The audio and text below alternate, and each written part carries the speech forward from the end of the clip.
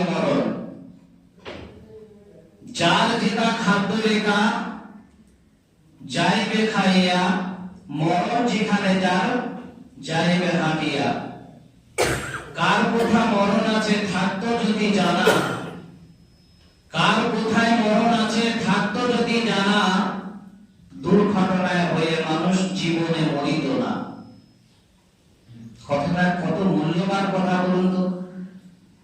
মানুষ এটা সকলেই বিশ্বাসী নয়। প্রত্যেকটা মানুষ যদি এই কথাটার উপরে পূর্ণ যদি বিশ্বাসী হতো, তাহলে কেউ আর বেনামাজি থাকতো না। আমি আজকে কোরআনের আয়াত বিষয় ভিত্তিক রাখিনি, আজকে শুধুমাত্র একটি দোয়া নিয়ে আমি বক্তব্য রাখবো। দোয়াটি হলো তাশাহুদের আগে। তাশাহুদ মানে শেষ বৈঠকটা, নামাজের সালামের পূর্বে যে বৈঠকটা, সেই বৈঠকে যে তাশাহুদে ফার্স্ট যেটা দোয়া লাগে সেটা হলো আত্তাহিয়াতু লিল্লাহি ওয়াসসালাওয়াতু ওয়াত-তাইয়্যিবাতু আসসালামু আলাইকা আইয়ুহান নাবিয়্যু ওয়া রাহমাতুল্লাহি ওয়া বারাকাতুহু। আসসালামু আলাইনা আলা ইবাদিল্লাহিস সালিহিন। আশহাদু আল্লা ইলাহা ইল্লাল্লাহ ওয়া আশহাদু আন্না মুহাম্মাদান আবদুহু ওয়া রাসূলুহু। এই দোয়াটা কেন্দ্রে কিছু আলোচনা রাখবো। এই দোয়াটির ইতিবৃত্ত কি, এর শানে নজরটা কি। আমরা অনেক সময় অনেক তো বলে না দোয়ায়ে ইউনুস, দোয়ায়ে এরকম একটা দোয়াতে ভূমিকা রাখি। এই দোয়াটি এর শানে নজরটা কি সেটা আপনাদের সামনে কিছু আলোচনা করবো ইনশাআল্লাহ। ওয়া তাওফীক ইল্লা বিল্লাহ, আলাইহি তাওয়াক্কালতু ওয়া আলাইহি উনীব। সর্বপ্রথমে আমরা জানি, দেখবেন এখন তো ফোনের যুগ, এখন তো আর সেই ল্যান্ডলাইনের ফোন নয় যে পাড়া ভিত্তিক গ্রাম ভিত্তিক একটা করে। এমনও বাড়ি আছে 5টা মোবাইল আছে, একটা তো অবশ্যই আছে, 4-5টা মোবাইল একটা বাড়িতে আছে। যতগুলা ছেলে আছে মেয়ে আছে, স্বামীর কাছে একটা, স্ত্রীর কাছে একটা। আবার স্বামী যদি একটু উঁচু লেভেলের মানুষ হয় তাহলে পকেট যতগুলা মোবাইল ততগুলা, একটা মোবাইল হয় না। যখন বন্ধুর কাছে কোনো খবর আসে বন্ধুর বাড়ি থেকে, কি ব্যাপার ভাই তোমার মনটা খারাপ কেন, বললো গরু মরেছে বলে মনটা খারাপ। একটা দুধের গাই ছিল, 10 কিলো করে দুধ দিত, গরুটা মারা গেছে ভাই। ঠিক আছে, বারাকাল্লাহু ফি আলিকা মালিক, আল্লাহ তোমার মালে ধরে বরকত দান করো, ধৈর্য ধারণ করো ভাই, আবার পেয়ে যাবে। ফোনে কিন্তু এটা হয়ে যায়। এটা আর বন্ধুর বাড়িতে যাওয়া লাগে না। কিংবা দেখা যাচ্ছে আপনার ছেলে কিংবা মেয়ের বিবাহ জুড়েছেন, আর বাড়ি বাড়ি সেই বর্তমানে নিয়ম আছে, আগে ছিল, এখন আছে কিনা বর্তমানে তো থাকতেই পাই না, তা জানবো কি করে। সুপারি, একটা সুপারি কেটে 4 পিস হতো। যে সুপারি মানে পানে খায়, একটা সুপারি কেটে 4 পিস করে যার বাড়িতে নেমন্তন্ন দেওয়া হতো, দাওয়াত দেওয়া হতো, ওই সুপারির এক অংশ তার বাড়িতে দেওয়া হতো। আবার হুগলি দিকে চলে যান, লবঙ্গ এলাচ না বলেন, লবঙ্গ এলাচ এরকম ধরনের একটা মানে নিয়ে যায়, তার বাড়ি বাড়ি পৌঁছিয়ে দেয়। আবার কোনো জায়গায় আছে, এই মানে বীরভূমি অনেক জায়গাতে দেখেছি আমি, এই বড় বড় বাতাসা সেগুলা তৈরি করে বাড়ি বাড়ি দিয়ে আসে, এটাও একটা নেমন্তন্ন। এরকম পদ্ধতিতে হয়, কিন্তু এখন সব বন্ধ হয়ে যাচ্ছে আস্তে আস্তে। এগুলা কি হচ্ছে, হ্যালো আসসালামু আলাইকুম আব্দুর রহমান ভাই, আগামী মাসের 29 তারিখে আমার ছেলেটার বিবাহ চলছে, দিন ধার্য হয়েছে, তোমাদের বাড়ির সকলকে দাওয়াত দেওয়া হলো, তোমরা যেন চলে আসবে। এইভাবে খবর হয়ে যাচ্ছে। কিন্তু বলি, যখন বন্ধুর বাড়িতে আগুন লেগেছে, বন্ধুর বাড়িতে যখন গরু মারা গেছে, বন্ধুর বাড়িতে যখন বিবাহ ছুঁড়েছে, এগুলো সব ফোনের মাধ্যমে আদান প্রদান হয়ে যায়। কিন্তু বন্ধুর যখন স্ত্রী মারা যায়, কথা ভালো করে শুনবেন, পরের শব্দগুলো বুঝতে সহজ হবে আপনার। বন্ধুর বাড়িতে যখন বন্ধুর স্ত্রী মারা যায়, ফোনে যখন খবর পান, মাওলানা সাহেব গেছে, ইন্না লিল্লাহি ওয়া ইন্না ইলাইহি রাজিউন। বাদ জোহর জানাজা হবে, আর কিছু বলা লাগে না। আচ্ছা, এ কি বলে? ঠিক আছে, তোমার স্ত্রী মারা গেছে, ওই গরু মারা খবর শুনে, চালে আগুন লাগা খবর শুনে, ওই বিবাহর খবর শুনে যেমন দোয়া দিল, সান্ত্বনা দিল, এরকম কি দেওয়া যাবে? দেওয়া যাবে না। কি করতে হবে? ফোনটা কাটতে যা দেরি, স্ত্রী ছেলে মেয়েদেরকে সতর্ক করে দেবে, চলো গো একটা গাড়ি করতে হবে, ওর স্ত্রী মারা গেছে। কেন? এখানে আর ফোনে বলা যাবে না, আর সান্ত্বনা দেওয়া যাবে না। কি করতে হবে? এ সান্ত্বনা দিতে হবে। তবে কোথায়? সেখানে যেতে হবে, আমাদের পৌঁছাইতে হবে। অনুরূপ আমার নবী, আপনার নবী, সারা বিশ্বের বিশ্ব নবী জনাবে মুহাম্মদুর রাসূলুল্লাহ সাল্লাল্লাহু আলাইহি ওয়াসাল্লাম যত জায়গায় বিপদে পড়েছেন, সমস্যায় পড়েছেন, এক একটা সমস্যার সামনে দিয়েছেন, আল্লাহকে বলেছেন, আল্লাহ আমাকে তোমার বান্দারা চিনতে পারেনি, এখনো পরিচয় পাইনি, আমি কে বাকি। আল্লাহ ওদেরকে তুমি হিদায়াত নসিব করো। আমার চাচা হোক, আমার ভাই হোক, আমার বংশের হোক, বংশের বাইরে হোক, যে কেউ হোক না কেন, আমাকে কষ্ট দিয়েছে, আমাকে আঘাত করেছে, এইভাবে একের পর এক খবর যখন আল্লাহকে দিয়েছেন, আল্লাহ কি বলেছেন? আল্লাহ সান্ত্বনা দিয়েছেন। হযরত জিবরাইলকে ডাক দিলেন, জিবরাইল লাব্বাইকা আমি হাজির। আল্লাহ কি বলবেন? এই সূরাটা, এই পত্রটা তুমি আমার দোস্ত মুহাম্মদের কাছে তুমি সান্ত্বনা পৌঁছিয়ে দাও। এইভাবে পৌঁছিয়ে দিয়েছেন। কিন্তু যেদিন, যে বছরে নবী মুহাম্মদ রাসূলুল্লাহ সাল্লাল্লাহু আলাইহি ওয়াসাল্লামের দুটি গার্জেন ছিল, একটা মহিলা, একটা পুরুষ। গার্জেন মানে আল্লাহ ভাবি, মা আর বাপ, দাদা আর দাদি, নানা আর নানি। না, নবীর এরকম গার্জেন ছিল না। আল্লাহর নবী যখন মায়ের গর্ভে ছিলেন, বাপ হারা হয়ে গেছেন। যখন জন্মগ্রহণ করলেন, 6 বছরে মা হারা হয়ে গেলেন। সুতরাং গার্জেনকে ছেড়ে দিলাম। এবার বিশ্ব নবীর দুটি গার্জেন হলো, একটা ভেতরের, একটা বাহিরের। ভেতরেরটার নাম হলো খাদিজা, আর বাহিরেরটার নাম হলো আবু তালেব। এই আবু তালেব আর খাদিজা, এই দুটি গার্জেন আল্লাহর নবীর জিন্দা ছিল। তবে নবী মুহাম্মদ রাসূলুল্লাহ সাল্লাল্লাহু আলাইহি ওয়াসাল্লামের চাচা আবু তালেব যে বছরে মারা গেলেন, ওই বছরে, ওই মাসে, ওই সপ্তাহে, মাত্র 3 দিনের ব্যবধানে মা খাদিজাতুল কুবরা তিনিও মারা গেলেন। কয়জন? দুটি গার্জেন, দুটি মারা গেল। খালি মরার আগে, এই মরার আগে হলো আল্লাহর নবী মুহাম্মদ রাসূলুল্লাহ সাল্লাল্লাহু আলাইহি ওয়াসাল্লাম যত বিপদে পড়েছিলেন, সমস্যায় পড়েছিলেন, সমস্ত সান্ত্বনা দিয়েছেন। এবার মরা খবর শুনেছেন। কার মরা খবর? বিশ্ব নবী আল্লাহর দোস্ত মুহাম্মদ সাল্লাল্লাহু আলাইহি ওয়াসাল্লাম।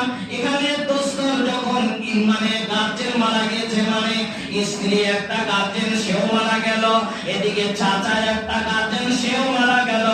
এইবার আল্লাহ পাক রব্বুল আলামিন বললেন, জিবরাইলকে ডাক দিলেন, জিবরাইল লাব্বাইকা আমি হাজির। বললেন সঙ্গে আরেকজনকে নাও। আরেকটা ফেরেশতাকে চোখ নিয়ে বলা হলো, আমার দোস্ত মুহাম্মদকে আমার কাছে নিয়ে এসো। আর দূরে দূরে সান্ত্বনা দেওয়া যাবে না। এবার আমি সান্ত্বনা দেব, আমি আল্লাহ তাকে নিকটে নিয়ে এসে, আমার জায়গায় তাকে নিয়ে এসে তাকে সান্ত্বনা দেব। এবার জিবরাইল চলে আসলেন দোস্ত মুহাম্মদ সাল্লাল্লাহু আলাইহি ওয়াসাল্লামকে বাদে সায়েসান নামাজের পরে। এখানে একটা লম্বা ঘটনা আছে, মিরাজের ঘটনা, আপনারা শুনেছেন হয়তো। এই মিরাজের রাত্রিতে আল্লাহর নবীকে নিয়ে চলে গেলেন, মানে সপ্তম আকাশ পাড়ে নিয়ে যখন চলে গেলেন, সিদরাতুল মুনতাহা বলে জায়গা, ওখানে যখন দাঁড়িয়ে গেলেন, জিবরাইল তখন বললেন, তাকাদ্দাম মুহাম্মদ, আপনি আগে চলে যান, আমি জিবরাইল আর যেতে পারবো না, কারণ নূরের তাদাল্লিতে পুরে আমি শেষ হয়ে যাব। আমার অনুমতি নেই, আমার বর্ডার ক্রস করার মতো আমার কোনো পাসপোর্ট নেই, কোনো ভিসা নেই।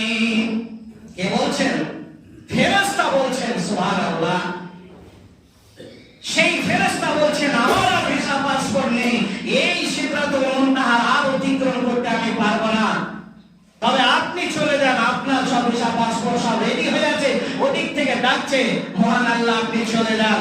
কেউ বলছে এখানে মুহাম্মদ রাসূলুল্লাহ, ওদিকে আল্লাহ, এর মাঝখানে কোনো পর্দা ছিল না। কথাটা ভিত্তিহীন, মিথ্যা, বানোয়াটি কথা। সরাসরি কথা হয়নি, সরাসরি দেখা হয়নি। হ্যাঁ, এখানে পর্দার আড়ালে কথা হয়েছিল। কি কথা হয়েছিল? অনেক কথা, সেখানে অনেক কথা বলছি না। এখানে যখন আল্লাহর সঙ্গে নবীর যখন কথাবার্তা হলো, যখন শুরু হয়েছে, এবার বিদায় ঘোষণা নেবেন।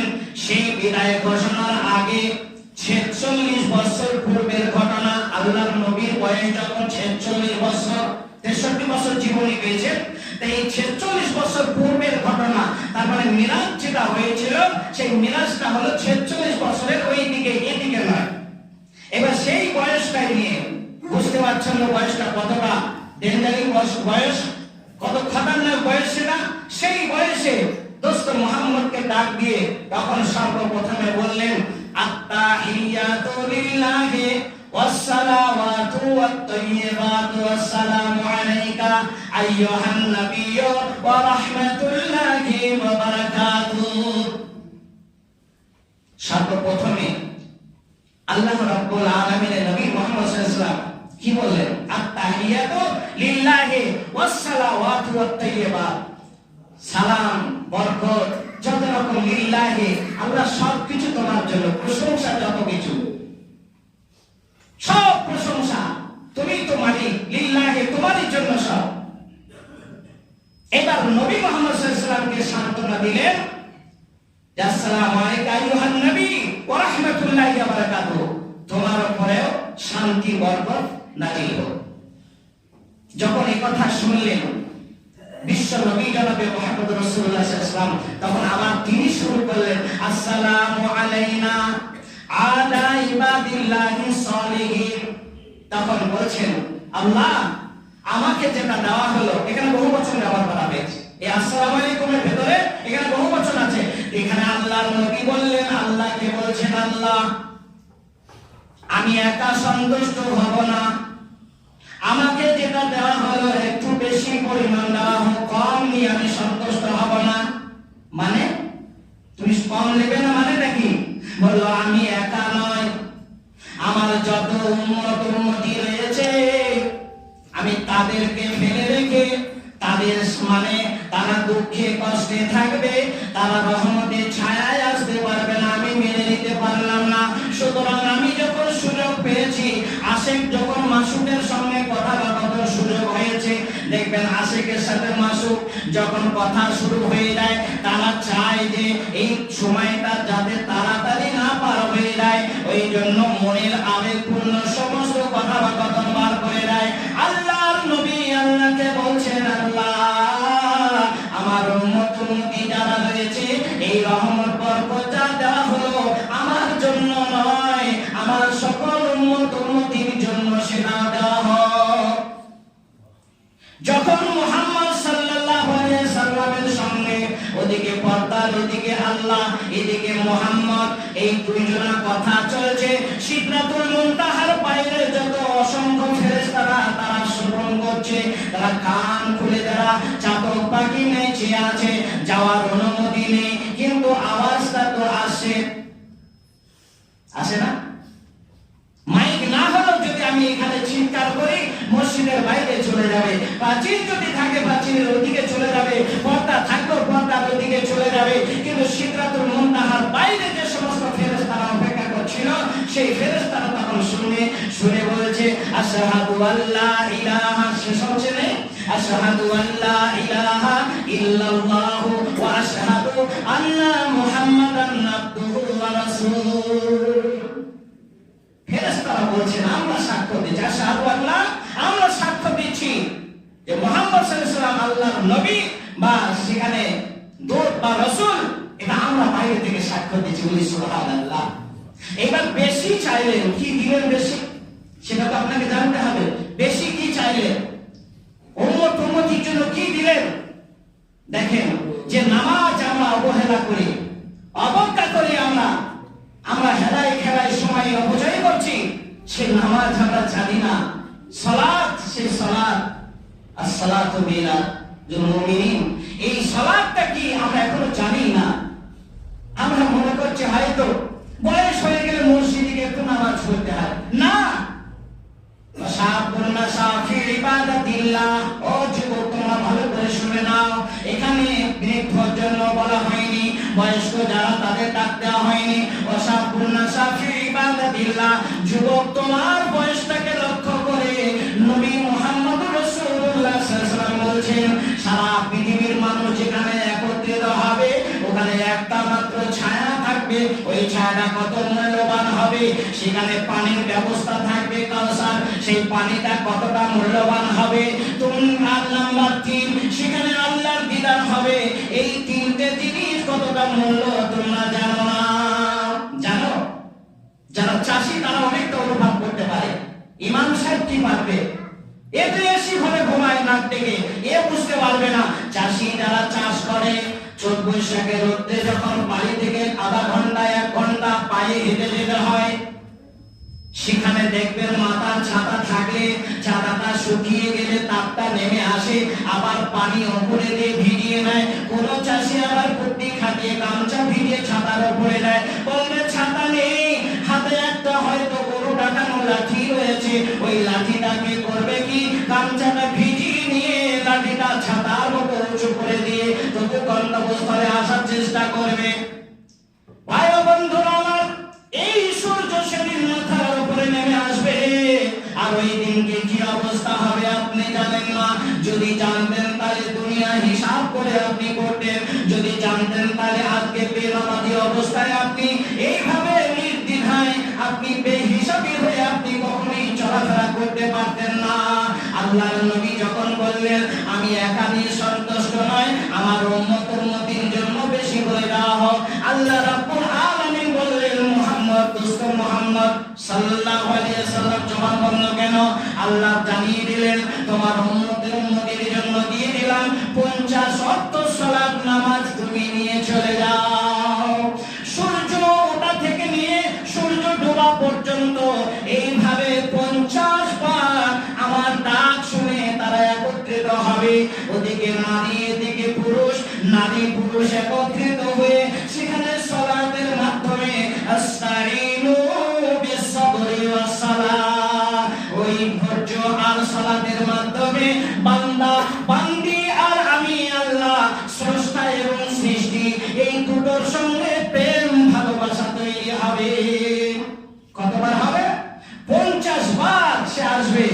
খালি 50 বারে ফরজ আছে, নফল আছে, সুন্নাত আছে, এগুলা যত আদায় করবে, যতবার সিজদা দেবে, সুবহানাকা আল্লাহুম্মা রাব্বানা ওয়া বিহামদিকা আল্লাহুম্মা ইগফিরলি, ততবার হবে সুবহানা রাব্বিয়াল আলা, সুবহানা রাব্বিয়াল আযীম।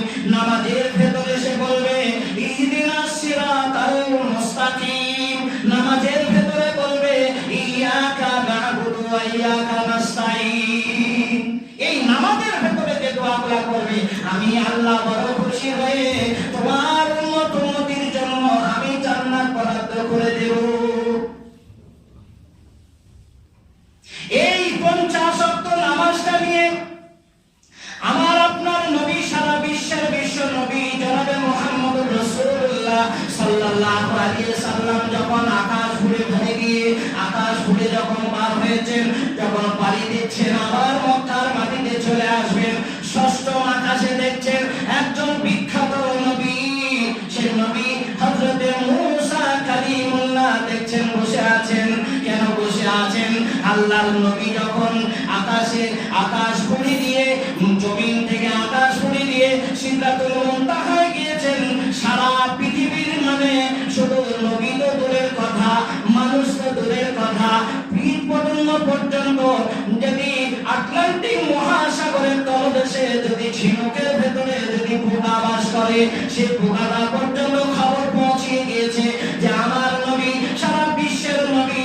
নবী শুধু মানুষের নবী ছিলেন না, শুধু পশুর নবী ছিলেন না, শুধু গাছের নবী ছিলেন না, তিনি বিশ্ব নবী জনাবে মুহাম্মদুর রাসূলুল্লাহ সাল্লাল্লাহু আলাইহি ওয়াসাল্লাম আকাশ ঘুরে যখন পাড়ি দিয়ে সিদরাতুল মুনতাহায় গিয়েছেন, এই খবরটা সারা পৃথিবীর যত মানে সৃষ্টি রয়েছে, মখলুকাত রয়েছে, সকলেই জেনে নিয়েছে। চাতক হবে আর কি দেবে, এটা জানার জন্য এদিকে মুসা কালিমুল্লাহর সঙ্গে মোলাকাত হয়ে গেল।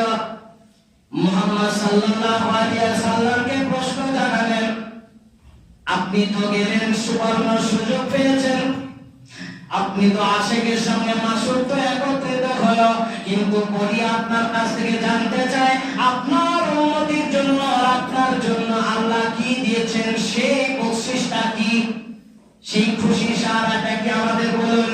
বলল, আমাকে যা দিল আমার উম্মতের জন্য 50 ওয়াক্ত সালাত আমার হাতে উঠিয়ে দিয়েছেন। বলো দাদা, 50 ওয়াক্ত সালাত নিয়ে যাচ্ছেন? ওই মাঠে আমি ছাগল ছুঁয়ে দেখিয়েছি। কে বলছেন? হযরত মুসা বলছেন, বিশ্ব নবীকে বলছেন, ওই মাঠে ছাগল চড়িয়েছি আমি। কেননা অধিকাংশ নবীদেরকে আল্লাহ ছাগলের রাখালগিরি করেছেন। কেন শুনে নিন, ছাগলের রাখালগিরি খারাপ ভাবে নেবেন না, কথাটা বোঝার চেষ্টা করি। অনেক নবীকে, অনেক নবী বলতে আমাদের যিনি বিশ্ব নবী, নবীদের নবী যিনি হযরত মুহাম্মদ রাসূলুল্লাহ সাল্লাল্লাহু আলাইহি ওয়াসাল্লাম, তিনি পর্যন্ত ছাগল চড়িয়েছেন। এই ঘটনা আপনারা শুনেছেন। তা বিশ্ব নবীকে পর্যন্ত ছাগল চড়াতে হয়েছিল। কেন জানেন? অধিকাংশ নবীরা ছাগল চড়িয়েছে এই জন্য, ছাগলের ভেতরে যে চরিত্রটা রয়েছে, ছাগলের ভেতরে যে খাসলাটা রয়েছে, ওই চরিত্রটা সমাজে কিছু মানুষ দেখবেন আছে, তার ভেতরে আছে নেই, তার ভেতরে আছে। দেখবেন 5টা ছাগল নিয়ে মাঠে গিয়ে দেখবেন, রোদ বৃষ্টি পাবল থেকে বাঁচানোর জন্য দড়ি ধরে রশি ধরে যখন টানবেন, 10টা ছাগল দেখবেন সামনেকার পা দিতে এমন ভাবে জমিনে গিয়ে দেবে, আর জান করবো, সামনে যাবে না, এত ভালো ঘাস পেয়েছি, মনে আমার খারাপ চায়, এ যেতে চায় না। রশিগুনা গলা থেকে খুলে দিয়ে এইরকম একটা লাঠি ঢাকা নিয়ে যদি পেছন দিকে যেতে ধাওয়া করে, তা 10টা ছাগল 10টা রাস্তা দেখবে, পৌঁছিয়ে যাবে না। তার মানে এই যে ছাগলের একটা বদ চরিত্র, যে এই চরিত্রটা মানুষ, কিছু সমাজের মানুষ সাথে বাস করে, দেখবেন তাদের ভিতরে থাকে। বলে কেন? মাওলানা সাহেব খুতবায় বলবে, জোহরের নামাজে বলবে, আসরের নামাজে বলবে, এশার নামাজে দাঁড়িয়ে বলবে, ভাইরা আমার, বোনেরা আমার, বন্ধুরা আমার, তোমরা নামাজ আদায় করো, নামাজ আদায় করো। কেননা আমার নবী বলেছেন, বাইনাল আবদে ওয়া বাইনাল কুফরি তারকুস সালাত। একটা মানুষ আর একটা অমানুষ, একটা মুসলমান একটা গায়ের মুসলমান, একটা হিন্দু একটা মুসলিম, এর ভেতরে ডিফারেন্ট পার্থক্যই হলো সালাত, নামাজ। যার ভেতরে নামাজ আছে তাকে মুসলমান বলো, কবুল হচ্ছে কিনা আল্লাহ জানে।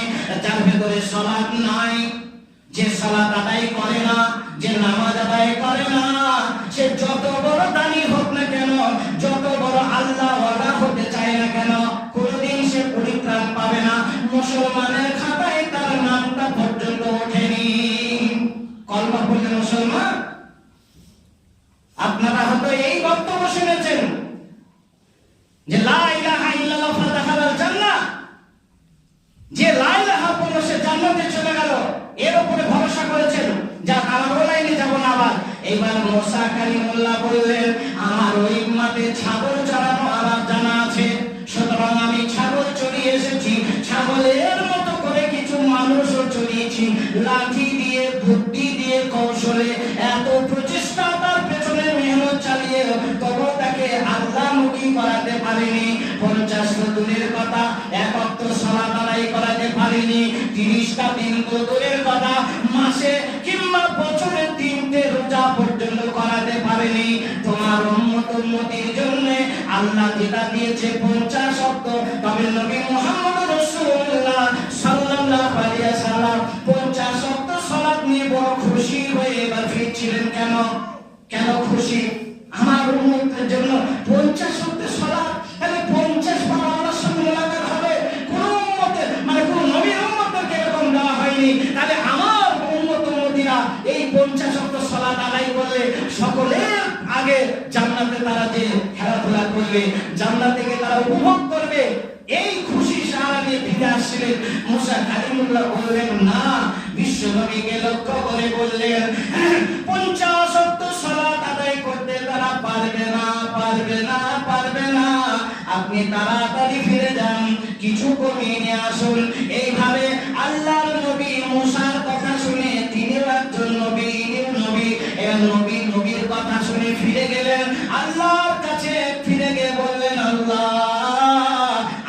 উম্মত উম্মতিরা কমজোরি ঈমান নিয়ে, দুর্বল ঈমান নিয়ে তারা 50 বার তারা নামাজ আদায় করতে পারবে না। সুতরাং একটু ক্ষমার জন্য আমি অনুরোধ করছি। আল্লাহ বলে দিলেন, দোস্ত মুহাম্মদে যাও 5 কেটে দিলাম। কত? 5 কেটে দেওয়া হলো, কমিয়ে দেওয়া হলো, থাকলো কত? 45। এইভাবে একবার দুইবার 9 বার যখন যাওয়া হলো, যখন যাওয়ার পরে 45 কমে গেল, থাকলো কত? মাত্র 5 ওয়াক্ত থাকলো। এবার 5 ওয়াক্ত যখন টিকে গেল, তখন মুসা কালিমুল্লাহ বললেন তাও পারবে না। নিচে দেখেন মুসা আলাইহিস সালাম কি বলেছেন, 5 ওয়াক্ত সালাত তারা পড়বে, এটাও তারা বোঝা মনে করবে, ফজরে উঠবে না, এশার আগে তারা গরুর মতো মানে গা করা দেবে। সুতরাং তারা এই 5টা আদায় করবে না। আরেকবার যাও। আল্লাহর নবী বললেন, আমি আর লজ্জিত অবস্থায়, আমি মানে আমার লজ্জা লাগছে, আমি আর যেতে পারবো না, আর যাব না। তবে খবর হয়ে গিয়েছিল, মুহাম্মদ সাল্লাল্লাহু আলাইহি সাল্লাম তুমি যদি আমার কাছে আসতে আর কমতো না। তবে একটা সুযোগ তোমাকে দেওয়া হলো, আর একটা সুবর্ণ সুযোগ তুমি শুনে নাও। তোমাকে যে 50 ওয়াক্ত সালাত আমি দিয়েছিলাম তোমার উম্মত উম্মতির জন্য, সুতরাং তুমি ভাববে হয়তো এইভাবে একজনের কথা শুনে তুমি আমার কাছে কমাতে এইভাবে 45 ওয়াক্ত কমিয়ে দিলে তুমি দুঃখ পাবে মনের ভেতরে। আমি আল্লাহ আলিমুল গায়ব, আল্লাহ জানে না। আল্লাহ বলছেন, দোস্ত মুহাম্মদ রে, তোমাকে খুশি করার জন্য, তোমাকে যত বিপদে পড়েছো তুমি, আমি জিবরাইলকে দিয়ে তোমাকে সান্ত্বনা দিয়েছি। এই বছরটা, এই মাসটা তোমার শোকের মাস, তোমার দুঃখের মাস। এই শোক দুঃখের মাসে তোমাকে আমি কখনোই কষ্ট দেব না, কষ্ট বুঝতে দেব না, যাতে করে তুমি আনন্দ পাও, তুমি খুশি পাও। এই জন্য তোমাকে খুশি করার জন্য 50 ওয়াক্ত দিয়েছিলাম বলে তুমি নবীর কথা শুনে, মুসার কথা শুনে তুমি 45 ওয়াক্তে তুমি কমিয়ে নিয়েছো, আর 5 ওয়াক্ত তোমার টিকেছে। তুমি ভাববে না, তুমি কষ্ট নেবে না, মনে দুঃখ নেবে না। তোমার উম্মত উম্মতির ভেতরে যদি কোনো আমার আল্লাহ বান্দা, আমি আল্লাহর বান্দা বান্দি যদি এই সকাল থেকে সন্ধ্যা পর্যন্ত, সকাল থেকে রাত পর্যন্ত 5 ওয়াক্ত সালাত যদি আমি আল্লাহর নৈকট্যের উদ্দেশ্যে, আমি আল্লাহর ভয়ে, কবরের ভয়ে, হাসরের ভয়ে, পুরস্কারের ভয়ে, জাহান্নামের ভয়ে, জান্নাতের আশায় যদি 5 ওয়াক্ত সালাত যদি সে আদায় করতে পারে, তাহলে 5 ওয়াক্ত সালাত নয়, 1 ওয়াক্ত সালাত পড়লে 10 ওয়াক্ত সালাতের নেকি তার আমলনামায় আমি উঠিয়ে দেব। কত সুযোগ দেখেন, কত সুযোগ দিয়েছেন আল্লাহ, সুবহানাল্লাহ।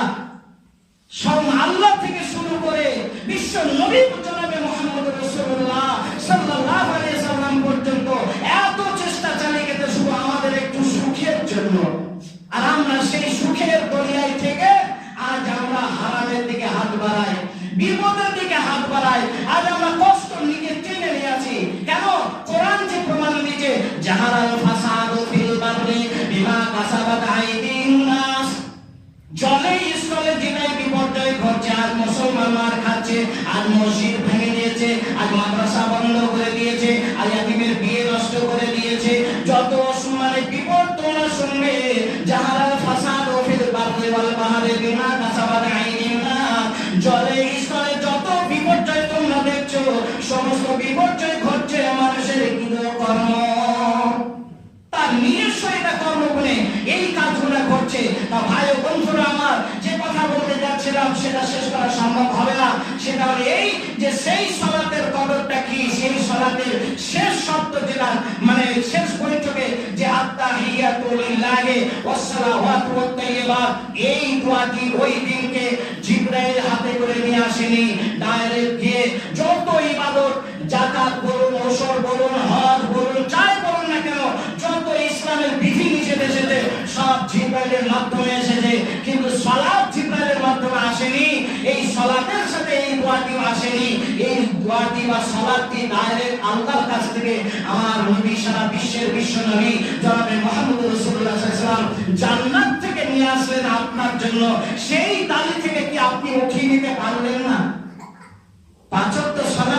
উঠিয়ে নিতে পারলেন না, এর থেকে দুঃখের পরিতাপের বিষয় কি থাকতে পারে যে সেই সালাতটা আমরা অবজ্ঞা করি, অবহেলা করে আমরা সময় অপচয় করে দিচ্ছি।